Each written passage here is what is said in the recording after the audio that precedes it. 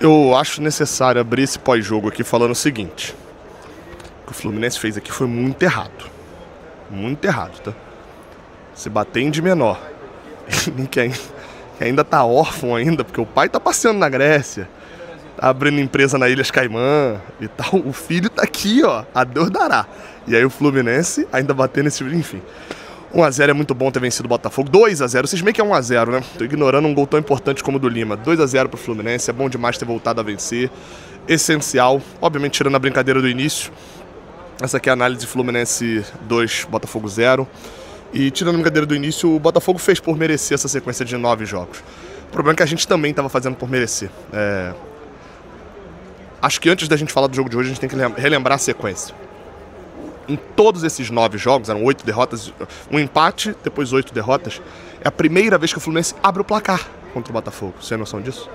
Ah, mas a culpa é do treinador A. Meu amigo, nem A, nem B, nem C. Teve culpa no Fernando Diniz, teve culpa com o Mano Menezes, teve culpa do Anderson Daronco, teve culpa do Renato Gaúcho, teve um monte de culpas. E aí acho que abrir, antes da gente falar de Zubeldia, da gente falar do que foi o jogo, da gente falar da impressão que a torcida fica após essa estreia do treinador, acho que é importante falar de exorcizar isso. Foram 3 tabus, né? O primeiro foi do Botafogo, o segundo, que era até maior ainda, era do Marlon Freitas. O Fluminense nunca tinha empatado com um time que o Marlon Freitas estava jogando, um jogo contra o Marlon Freitas. Eram 12 jogos do Marlon Freitas contra o Fluminense, 12 vitórias do adversário. E é impressionante que ele continuou com o mesmo rendimento quando ele tinha quando estava no Fluminense. Que quando ele estava no Fluminense, normalmente o Fluminense perdia.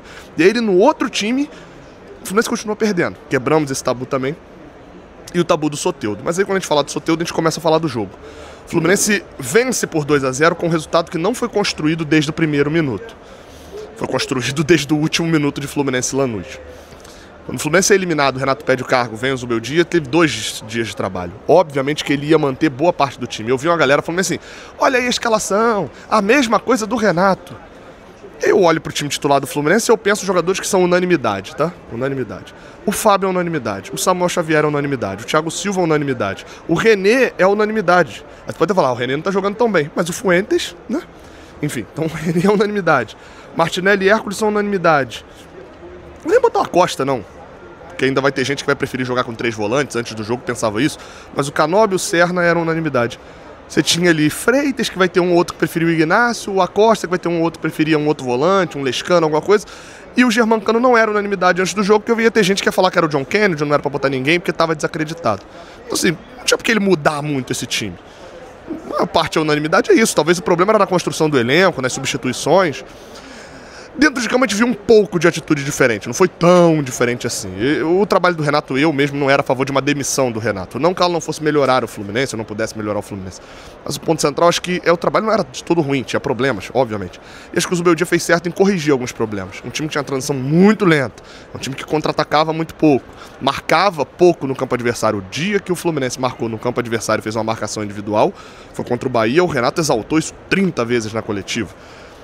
O time do Zubeldia já quase que fez isso em alguns momentos, né? Não uma marcação individual, mas subindo marcação, pressionando lá na frente.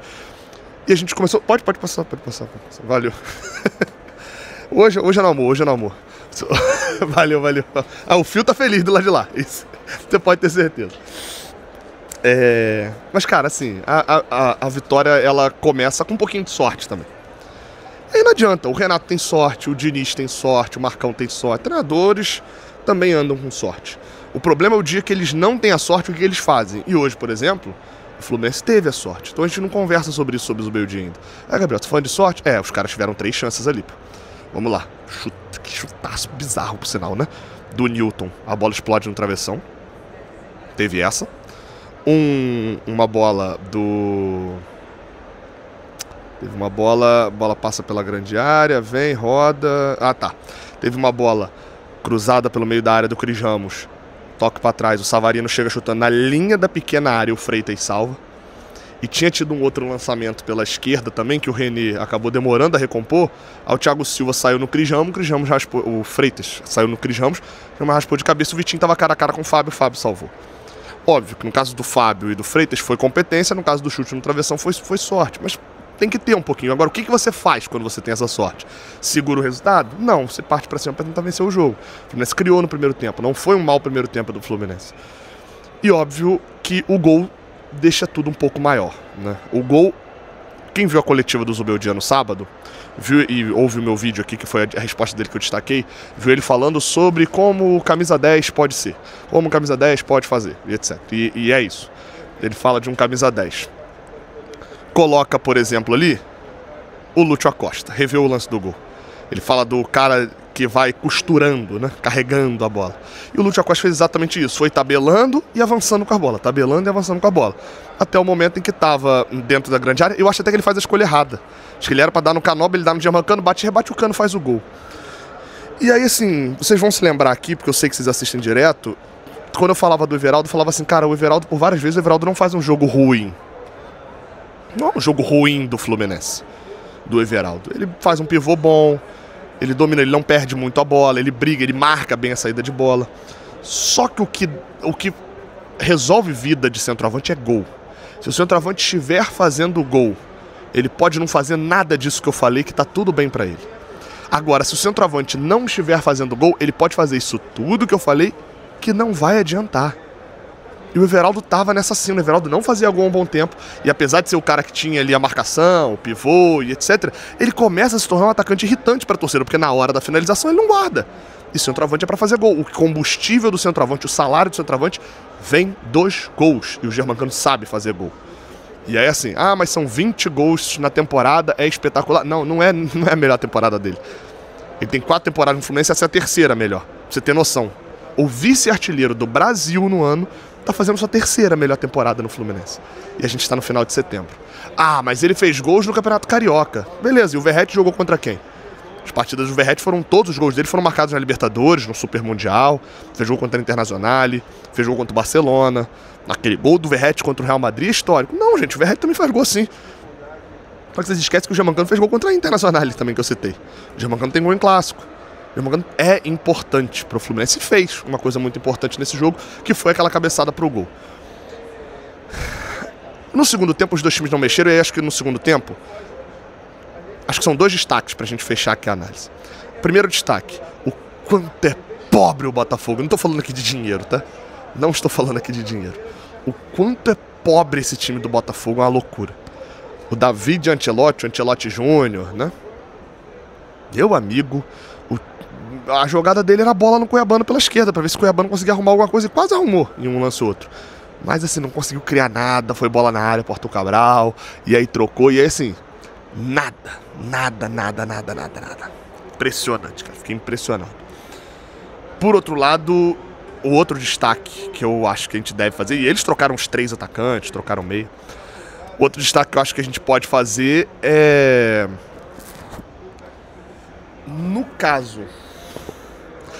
No caso do Fluminense, hoje a gente viu Hércules e Martinelli os 90 minutos em campo.